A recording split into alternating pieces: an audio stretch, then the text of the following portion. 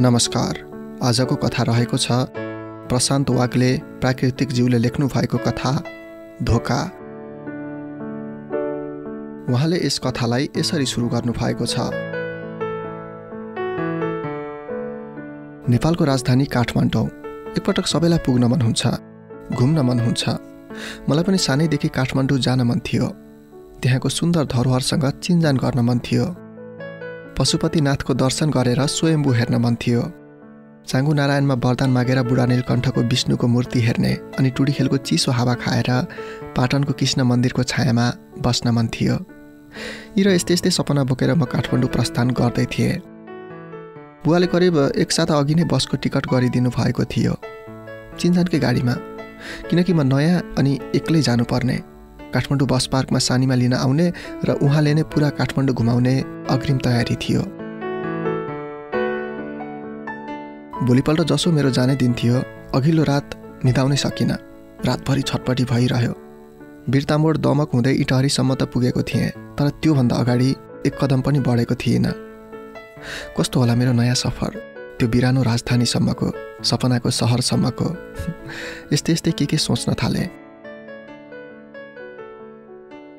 ताप्लेजुङबाट एउटै मात्र बस काठमाडौँ जान्थ्यो, बालाजु सुपर डिलक्स। बिर्तामोड गएर गाडी फेर्न पनि सकिन्थ्यो, तर त्योभन्दा सजिलो उपाय थियो डाइरेक्ट बस, नन स्टप राजधानी। बिहान 6 बजेतिरै बस हर्न बजाउँदै आइपुग्यो। कन्ट्याक्टर चिनजानकै थियो। बस घरको माथिल्लोपट्टि अडियो। म हतार हतार चढेँ। गर्मीको मौसम, साधारण भेस्ट अनि कपडाको पाइन्ट लगाएको थिएँ। काँधमा कालो झोला अनि कोसेलीले भरिएको जेब्रा पछाडि डिक्कीमा थियो। कन्ट्याक्टरले देखाएको नै सिटमा गएर बसेँ। आधा जसो खाली नै थियो बस। म बस्ने सिटमा कोही पनि बसेको थिएन। म एक्लै बसेँ त्यहाँ। एकजना मान्छे 2वटा सिट, निकै आरामदायी भयो। अलि परबाट कुम्भकर्ण हिमाल साह्रै आकर्षक देखिन्छ। म झ्यालबाट टाउको बहादुर निकालेर प्रकृतिसँग रमाउन थालेँ। बस पहाडको खोज टाकुरामा घुम्ती मार्दै अगाडि बढिरहेको थियो। हेवा खोला पार गरेर बस फेरि उकालो लाग्यो। म भने अझै पनि बाहिरको दृश्य हेर्नमै व्यस्त थिएँ। झ्यालबाट निरन्तर यात्रामा रहेको बस माथि पुगेर रोकियो। यसो हेरेको जोरसाल बजार थियो। मेची राजमार्ग र मध्य पहाडी राजमार्गको सङ्गम स्थल। जिल्ला सदरमुकाम फिदिम बजारभन्दा अलि तल। डाइरेक्ट बस भएकाले कोही पनि उत्रिएनन्, तर खलासी काठमाडौँ काठमाडौँ भनेर कराउन छाडेन। तेह्रथुमबाट आउनेहरूमध्ये पहाडी पुष्पलाल लोकमार्ग भएर जोरसालमा जोडिन्थे। जोरसाल बिसौनीबाट हाम्रो बसमा 2-4 जना थपिए। अधबसी उमेरका, सायद विवाहित थिए होलान्। तर सबैभन्दा अन्त्यमा चढ्ने एउटी कलिली ठिटीमा मेरो नजर अडियो। थोरै काटेर अगाडि राखेको कपाल अनि पछाडि लगेर बाँधेको थियो। पहेँलो भेस्ट, बाहिर आकाशे रङ र रातो मिसिएको कोठे सर्ट। निकै टाइट थियो उसको जिन्सको पाइन्ट। यसरी मैले उसलाई माथिदेखि तलसम्म हेर्न भ्याएँ, शिरदेखि पाहुसम्म। म त्यस्तै बायाँपट्टिको 5औं सिटमा थिएँ। मभन्दा अगाडि पनि 2-4वटा सिट खाली नै थिए। उसैसँग आएका बाँकी व्यक्तिहरू सायद उसका अपरिचित थिए, किनभने कसैले पनि आफूसँग बस्न अनुरोध गरेनन्। ऊ म भएतिरै आई। उसले मतिर हेरी, मैले पनि उतिरै हेरेँ। एकछिन आँखा जुध्यो, तर केही छिनपछि ऊ त्यो खाली ठाउँमा नबसी पछाडितिर गई। मैले ऊ गएतिरै टाउको बटारेँ। पछाडिको लामो सिट बाहेक सबैमा मान्छे थिए। 1-2वटा खाली भएका पनि सबै झ्यालतिरै बसेका थिए। त्यस्तो राम्रो प्रकृति कसले छुटाउन चाहन्थ्यो होला। त्यो केटी फेरि फर्केर आई मेरै छेउतिर। एकछिन अडी।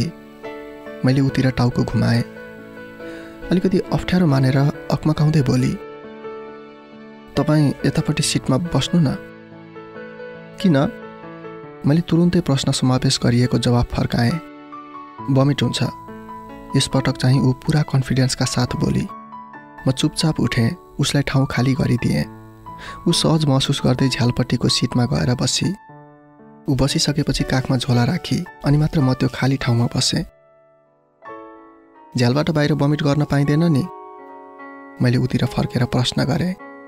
होइन, झ्यालमा बसेपछि चाहिँ बमिट हुँदैन। काखको झोलामा राखेको टाउको उठाएर उसले मतिर हेरेर जवाफ दिए। ए, मैले टाउको मात्र हल्लाएँ। बाहनाहरूलाई जवाफ दिने शब्द प्राय कमै हुन्छन्। जुन चाहिँ राम्री तिमीलाई बोलाउँ म के भनी, शरम लाग्छ आँखा जुदाई बोल्नु कसरी। गायक टङ्क बुढाथोकी र गायिका मेलिना राईको गीत जस्तै भयो मलाई।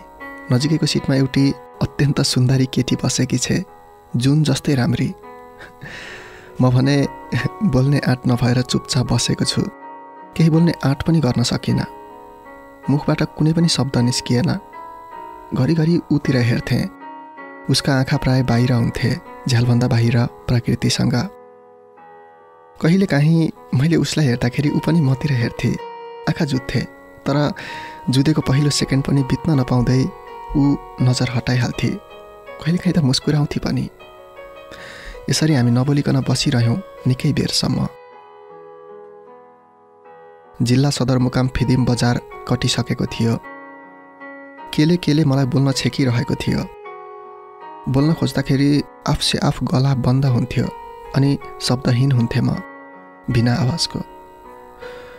निकै बेरसम्म बोल्नको लागि आँट बटुलिरहेँ। कतिचोटि ठुलो खोकेर घाँटी सफा गरेँ, तर बोल्ने आँटै आएन। जे होस्, मैले आँट बटुल्न भने छोडिनँ। सङ्गाली रहेँ। एकछिनमा पक्कै आँटको घैँटो फरिन्छ र म उसँग बोल्न सक्छु। म यस्तै सोचमा डुब्न थालेँ। सुन्नु न, उसले मलाई एक्कासी मतिर फर्केर बोलाउँदाखेरि म झस्किएँ। हजुर, मैले केही पनि नसोचिकन तुरुन्त जवाफ दिएँ। झ्याल खुल्ला राख्दाखेरि हजुरलाई कुनै समस्या त हुँदैन नि? हुँदैन, किन हुने र? यात्रीको सुविधा नै हाम्रो अभिभारा हो। तपाईँ गाडीको स्टाफ त होइन नि? कस्तो प्रश्न हो यो उसको? के म त्यस्तो देखिन्छु? हामी सँगै यात्रा गर्दैछौँ। यसो परिचय गरिरहँदाखेरि केही कम्फर्टेबल होला कि यात्रामा? आखिर मैले उसलाई उसको नाम भन्न बाध्य बनाएरै छोडेँ। अनुराधा छेत्री। त्यसपछि उसले पनि मेरो नाम सोधी।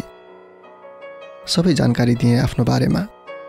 उमेर, रुचि आदि कुराहरूको साटासाट भइसकेपछि हामी फेरि मौन बस्यौँ, नबोलिकन। सायद परिचय गर्ने अनि नयाँ साथीसँग बोल्ने शब्दहरू नै सकिए। अब बाँकी कुरा नै केही थिएन। धेरै कुराहरू सकिएपछि बाटोमा भेटिएका हरेक टपिकमा कुरा हुन थाले। हामी धेरै हाँस्यौँ पनि। उसँगको त्यो यात्रा जीवनको सबैभन्दा रमाइलो यात्राहरूमध्ये एक हो। जे विषयमा बोलिए पनि बाटोमा कहिले बोर भएन, सायद उसलाई पनि। कहिलेकाहीँ हाँस्दा हाँस्दै ऊ ठुलो हाँस्थी। त्यति बेला गाडीका सबैजनाको ध्यानाकर्षण हामीतिर हुन्थ्यो। हामी एकअर्काको मुख हेरेर केही छिन चुप बस्थ्यौँ। तर हालत पुरानै भएपछि हाम्रो स्थिति पनि पुरानै। करिब 20-22 घन्टाको यात्रामा धेरै कुरा साटिए। तिनमा फोन नम्बर र फेसबुक आइडी पनि पर्छन्। राजधानीमा बस रोकिएपछि उसको जानुपर्ने लगनखेल, मेरो चाबहिल। राजधानी बसाइको पहिलो 1-2 दिन उसँग भेट भएन। आफ्नो आफ्नै काममा व्यस्त भइरह्यौँ दुवैजना। तर तेस्रो दिन उसैले भने, कस्तो तिम्रो याद आइराखेको छ, कतै भेटौँ न? मलाई पनि त्यही कुराको आवाज भइरहेको थियो, तर ऊ समक्ष प्रस्ताव राख्न मैले सकेको थिइनँ। भेट्ने कुरा त भयो, तर कहाँ? दुवैजना काठमाडौँमा नयाँ। न उसलाई थाहा थियो न मलाई। र मैले त्यति बेला गुगल म्यापको सहारा लिएर ब्रिक्स क्याफे सुझाएँ। उनले पनि हुन्छ भनिन्। औपचारिक पहिलो भेट केही हदसम्म विशेष बनाउने प्रयास भयो। ऊभन्दा पहिला म नै पुगेँ। एउटा कर्नरको टेबलमा बसेर उसलाई पर्खिएँ। उसले बाहिर आएपछि कल गरेर बाहिरै लिन बोलाइन्। अनि फेरि त्यही टेबलमा हामी बस्यौँ। निकै बेर हामी क्याफेमा बस्यौँ। लगभग हामीसँग वा त्योभन्दा पनि अघि आएका सबै निस्किसकेका थिए। छुट्टिने बेला उसले समय मिल्ने भए केही दिन सँगै घुमाउँ न भन्ने प्रस्ताव राखी। मैले केही पनि नसोचिकन सहमति जनाएँ। त्यसपछिका 5-7 दिन हामी सधैँ भेटियौँ। घुम्न मिल्ने, पाएक पर्ने, सम्भव हुने जति सबै ठाउँमा गयौँ। सायदै त्यो 7औं दिन थियो हाम्रो भेटको। पशुपति परिसरबाट बाहिर निस्कँदै गर्दा उसलाई सोधेँ, अनि तिमीलाई हाम्रो समीप्यता कस्तो लाग्छ? कस्तो भनेको? मलाई तिमीसँग हुन मन लाग्छ। तिमीसँग बिताएका हरेक पल खास लाग्छन्। बितेका 10 दिनमा म यति परिवर्तन भएँ कि पछिल्लो 10 वर्षमा पनि यति भएको थिएन। के तिमी सधैँ मसँग यसरी नै रहिरहन्छौ? के तिमी मेरो प्रेमिका बन्छौ? केही कुरा पनि भन्छु भनेर प्लान गरिएको थिएन। नजाने त्यो समयलाई कुन तत्त्वले यो सब भन्नको लागि प्रेरित गर्यो। भनिसकेपछि एकपटक आफैसँग अफसोस पनि भयो। मैले उसलाई हेरेँ। अन्जान जस्तो लाग्यो उसको हेराइ त्यो समय। तर उसले अस्वीकार गरिन। सायदै अस्वीकार हुँदैन भन्ने ज्ञान भएरै मैले उसलाई प्रस्ताव राखेको हुँ। त्यसपछि पनि हामी धेरै ठाउँ घुम्यौँ, तर फरक अनुभूतिका साथ। हिजो र आजमा फरक थियो, किनभने भावनात्मक हिसाबले पनि नजिक भएका थियौँ र पनि उसँगका ती पलहरू त्यति खास भएका हुँदा हुन्। मान्छेलाई बाहिरी वातावरणले मात्र असर गर्दैन, उसलाई मनको वातावरणमा छापिएको कसैको आकृति कुन प्रकृतिको छ त्यसले पनि असर गर्छ। लगभग महिना दिनको काठमाडौँ बसाइपछि म घर फर्कनु पर्ने भयो। सो कुरा मैले उसमक्ष पनि राखेँ। उसले अझै केही दिन यतै रहने बताई। कसैले कसैलाई आफ्नो पक्षको निर्णयको लागि कर गरिएन। बुधबारको दिन ऊ मलाई बस पार्कसम्म छोड्न आई। एउटा पिलरमा छेलिएर लास्ट हग गरी, अनि त्यही हग भयो हाम्रो सम्बन्धकै लास्ट हग। बसले उपत्यका पार गर्न नपाउँदै उसलाई सम्पर्कको प्रयास गरेँ, तर मोबाइल अफ थियो। फेसबुकमा खोजेँ, उसको फेसबुक डिएक्टिभ रहेछ। मनमा कतै सियोले च्वास्स घोचे जस्तो भयो। एक मनमा बसलाई त्यहीँ रोक्न लगाएर पुनः फर्कने सोच पनि आयो। कुनै कुराको निर्णय हतारमा लिइहाल्नु हुने थिएन, धैर्यताले काम लिनु थियो। म जबरजस्ती निदाउने प्रयास गरेँ। बिउझिँदा लाहान भर्खरै कटेको थियो। उसलाई फेरि सम्पर्कको जमर्को गरेँ, तर यो पटक अघिको जस्तो भएन। उसको फोन अन थियो, तर म ब्लकमा थिएँ। उसको फेसबुक एक्टिभेट थियो, तर म उसको च्याट बक्समा एक्टिभ हुन नसक्ने भएको थिएँ। मनभरि अनेक शङ्का उपशङ्काको बीजारोपण सुरु भयो। साँच्चीकै मलाई त्यो यात्रा सबैभन्दा लामो लाग्यो। यात्रा राजधानीबाट झापाको थियो, तर पुरा ब्रह्माण्ड घुम्दैछु जस्तो लाग्यो। उसका प्रेमिल गतिविधिहरूले माथि उक्लिएको म नराम्रो गरी चट्टानमा पछारिनु पर्यो। आखिर झर्नै पर्ने रहेछ अरूको सहारामा माथि गएका वस्तुहरू। कसैले फ्याँकेको ढुङ्गा पनि झर्छ। म नराम्रोसँग पछारिएँ। सायदै उठ्न केही मिहिनेत गर्न पर्थ्यो।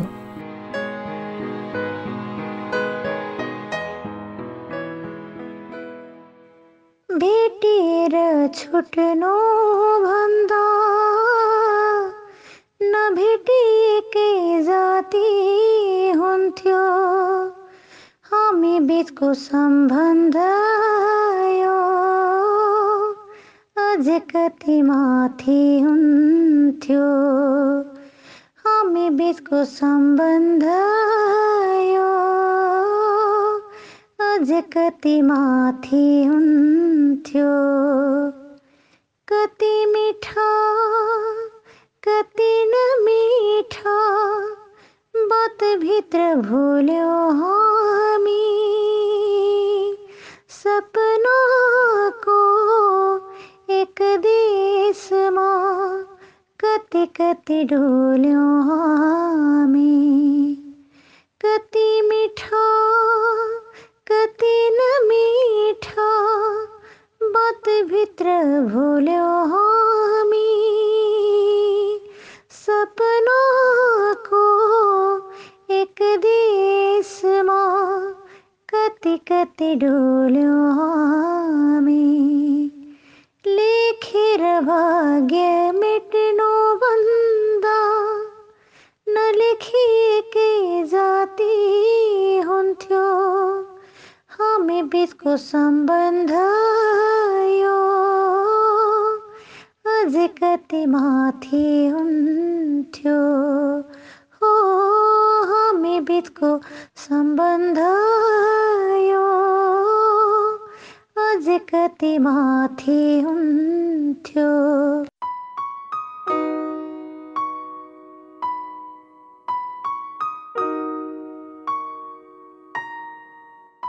प्रेम सबैले गरेको हुन्छ, तर कहिलेसम्म र कतिसम्मले प्रभाव पारेको हुन्छ। उसको प्रेम छोटो रहेछ, मैले खुब तन्काउन खोजेँ, रबर जस्तो, अफसोस, चुडियो, च्वाट्ट। म त भन्छु प्रेमको झुटो नाटक कसैलाई नखेलौँ। के थाहा, हामीले रेला हाँसी मजाक सम्झेर गरेको प्रेम उसले जिन्दगी सोचेर गरेको हुन्छ कि सबैको सोच्ने तरिका फरक हुन्छ। मायालाई माया जस्तो नै हुन दिनुपर्छ।